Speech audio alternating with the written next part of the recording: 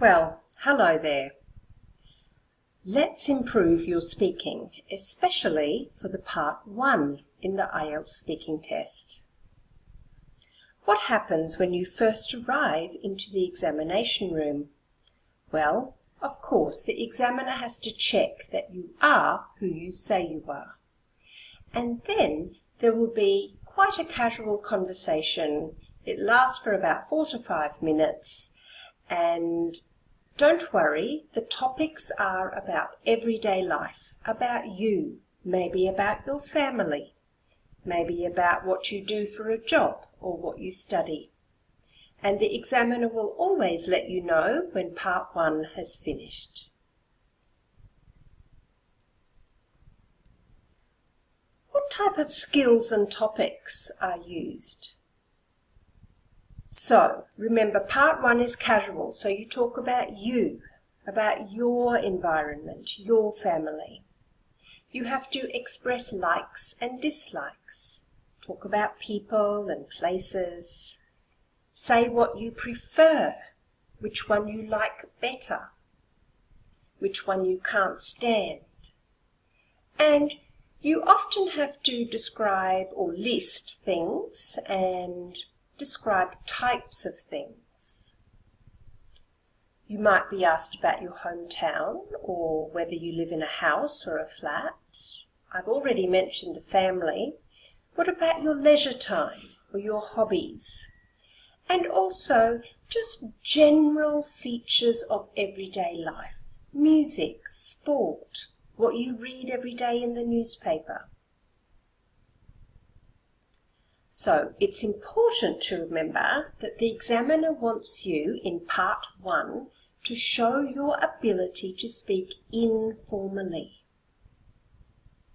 So speak naturally, because many of the questions will be about you. Let's look at some typical questions. Regarding your hometown or your village, the examiner might ask, what type of place is it? What's the most interesting thing about it? What kind of jobs do people do there? And would you say it's a good place to live? Then the examiner might say, let's move on to talk about accommodation. But remember, the examiner wants to know about you, so she might ask, tell me about the type of accommodation that you live in. How long have you lived there? What do you like about living there? And what sort of accommodation would you most like to live in? So here is an example. Imagine you live in this place. And the examiner says, tell me a little bit about your hometown. Why don't you read with me? Speak loudly and try to match my speed and my pronunciation. It's quite a small place, only about 30,000 people. It's a seaside town with lots of water activities, and at holiday time the population swells because of the tourists.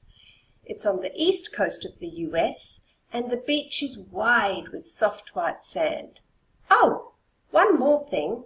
It has a huge Ferris wheel right next to the beach. Now, to be honest, that is quite a long answer. You do not have to answer such a long answer. It's okay to give a short answer as well. What about this place? The student might say, well, I come from Shanghai, which is in China. It's a massive city with crazy traffic and noise all the time. The city lights are really colourful, and it's quite famous for its very unique architecture, like the Jinmao and Pearl Tower. So that was a little bit shorter. But did you notice the student used excellent adjectives and even some adverbs, quite and very. One last example. Do you remember the question? Tell me a bit about your hometown.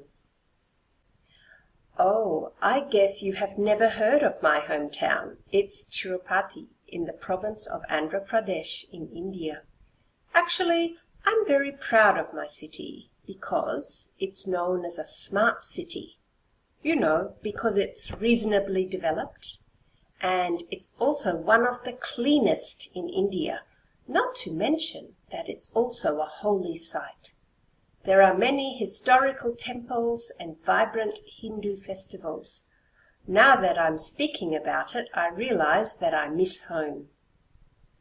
Of course, that was a longer answer with excellent vocabulary.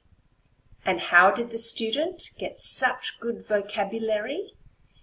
By using adverbs and adjectives. It's reasonably developed. Many historical temples, one of the cleanest. Let's talk about your family. A student might answer like this. I have 2 brothers, 1 sister, and of course there is my mum and my dad. My family is loud and fun-loving, but my younger brother is the quietest.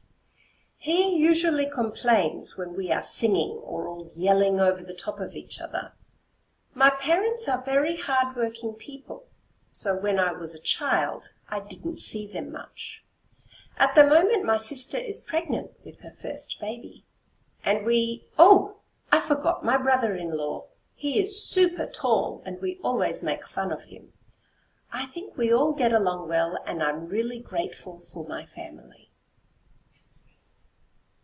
Did you notice the same feature as the last examples? This student is very good at using adjectives: loud, fun-loving, hard-working, super tall. So maybe that's one skill you can improve to get a higher IELTS score. All right, it's your turn for some practice. How would you answer this question? Where do you usually get the news from? And why do you choose that medium? Have you got some ideas in your mind? Here is a model answer. Remember, don't just watch the video, speak with me. Try to keep my speed and match my stress for good pronunciation. Here we go. I normally read news on my cell phone, so from the internet, I guess. I use popular apps like The Guardian or BBC, or sometimes I go to the website of my local news. I never read the newspaper. I just don't see it as useful anymore. And besides, reading it on my phone is so convenient. What a good answer! Also with excellent linking words like, where is it? And besides. So, do you regularly read any magazines? And what kinds of topics do they cover? Can you think about your answer before I show you a model?